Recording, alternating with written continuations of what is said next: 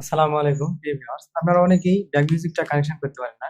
তো back music connection করার জন্য এখানে ব্যাক মিউজিকের যে দুইটা তার রয়েছে, একটা নেগেটিভ এবং একটা পজিটিভ।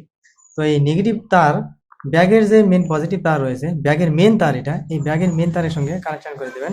এই যে ব্যাক মিউজিকের যে নেগেটিভ তার রয়েছে, এই নেগেটিভ তার এই ব্যাগের মেন তারের সঙ্গে কানেকশন করে দেবেন। এবং মিউজিকের যে পজিটিভ তার রয়েছে, এটা হচ্ছে পজিটিভ তার।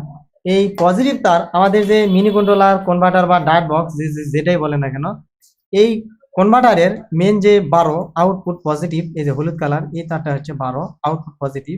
তো এইখানে এই এই এই ওয়ারিং সেটে এই কালারটা হচ্ছে, এটা কালার মধ্যে লাল, হালকা লাল আছে, এটা হচ্ছে 12 পজিটিভ লাইন।